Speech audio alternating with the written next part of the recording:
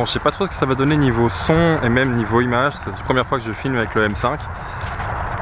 J'en ai aucune idée, mais j'avais envie de sortir, alors pour une fois, sortons. Comme je viens de le dire, j'espère que niveau son ça passera, parce que là évidemment on l'a marqué, on est en pleine forêt. Il y a l'autoroute qui passe pas loin, donc entre les voitures, le bruit du vent, etc. Je sais pas trop ce que ça va donner. On va trouver un petit endroit sympa où se poser.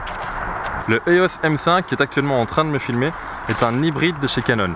Un hybride à capteur APS-C de plus ou moins 20 ou 22 millions de pixels. Donc ça c'est pas vraiment important. Il fait de la vidéo en Full HD à 50 images secondes. C'est plus ou moins le même capteur que sur le 80D de chez Canon. Sauf que le 80D est un réflexe et celui-ci est un hybride. Ça n'est pas un prêt de la part de la marque, c'est moi qui ai acheté ce boîtier.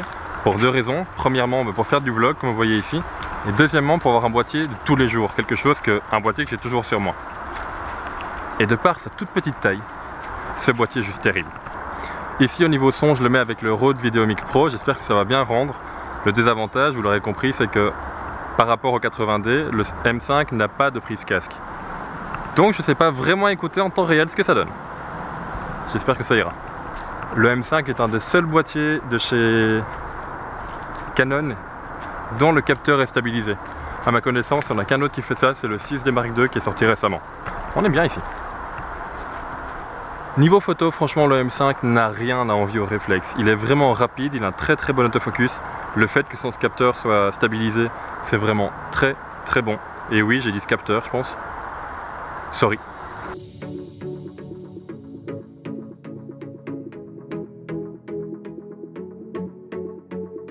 Petit aparté, je sais pas du tout ce que va donner le son, je pense que je l'ai déjà dit plusieurs fois dans cette vidéo. Donc si jamais il y a quelques souffles dedans, franchement, je m'en excuse et j'essaierai d'améliorer ça pour les prochaines. Mais bon, c'est la première fois que je fais ça, alors soyez indulgents. Bon, que dire de plus sur ce EOS M5? On peut parler de la bague d'adaptation par exemple. Comme sur toute la série des Canon EOS M, ils ont sorti des objectifs pour hybride, donc vraiment spécialisés. Au cas où hybride, ça veut dire qu'il n'y a pas de miroir dedans, c'est un mirrorless. Bref, ces objectifs sont vraiment très bons, j'en possède deux. Un qui me filme actuellement qui est le 11-22 mm stabilisé, c'est un grand angle donc. Et un deuxième qui est un 22 mm f2 qui est vraiment un pancake. Je vais vous le montrer. Le voilà, le Canon 22 mm f2, il est vraiment tout petit. Il a une mise au point jusqu'à 15 cm. C'est un équivalent donc 35 mm, à peu de choses près c'est plein format. Ouverture f2, il est hyper bon et regardez quoi, il est vraiment tout petit. J'espère que la mise au point se fera. C'est une des raisons également pour lesquelles je l'ai pris. Les objectifs pour Canon EOS M sont vraiment pas chers. Celui-ci est aux alentours de 300 €. Et 300 € pour un objectif pareil, c'est vraiment que dalle. Évidemment, un des avantages du Canon EOS M5, c'est que généralement il est fourni avec un convertisseur de façon à mettre tous les autres objectifs à monture Canon, que ce soit EF ou EF-S, sur ce boîtier. On peut mettre notamment des Canon de série L comme un 24 mm f1.4. Et alors là, ce boîtier nous réserve des photos d'une qualité absolument impressionnante. Enfin soit, je vais quand même pas vous faire toute la fiche technique, mais il y a quand même un ou deux points sur lesquels je voudrais encore revenir. Premièrement, ce boîtier est stabilisé. Je sais que je l'ai déjà dit, mais je vais quand même vous montrer ce que ça donne. Ici, je filme à bout de bras avec un GorillaPod. C'est le plus haut de la marque, je sais pas comment il s'appelle, Focus, etc. Bref. Et je vais vous faire quelques plans à main levée, et vous verrez que ce boîtier est juste terrible.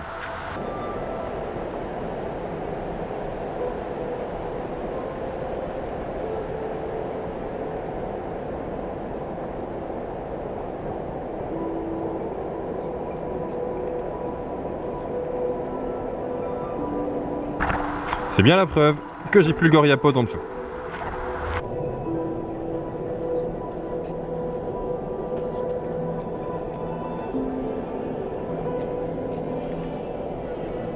Autre point sur lequel j'aimerais revenir, c'est que, je vous l'ai dit tout à l'heure, c'est un boîtier que j'aimerais bien avoir tous les jours avec moi, et que j'ai tous les jours avec moi d'ailleurs. Je le conjugue souvent avec le Canon 22 mm f2, celui que je vous ai montré, du coup ça en fait vraiment un tout petit appareil photo. Et un des gros avantages, c'est qu'il est connecté en Wi-Fi, Bluetooth, etc. Enfin bref, du coup on peut rapidement télécharger les photos du boîtier vers un téléphone. Sincèrement, j'en demande pas plus à ce boîtier. Niveau qualité ISO, en photo, moi je monte facilement jusqu'à 3002. En vidéo, je monte plutôt vers 1600, voire ISO 2000.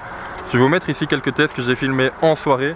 C'est pas le boîtier pour vidéaste, on est bien d'accord. Mais ici, moi j'ai vraiment voulu un boîtier pour conjuguer les deux, photo et vidéo, et je m'y retrouve, sans problème.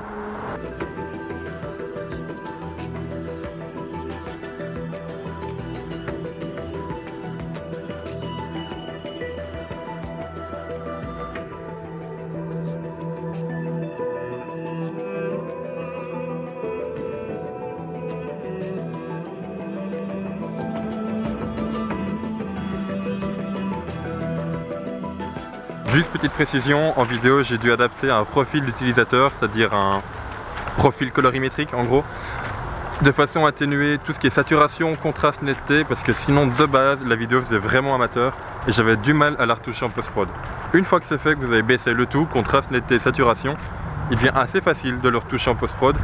Évidemment, on n'a pas du log dessus, donc on n'a pas un format RAW, un gros format pour bien tout retoucher, mais on peut quand même adapter quelques petits détails si jamais on s'est viandé à la prise de vue.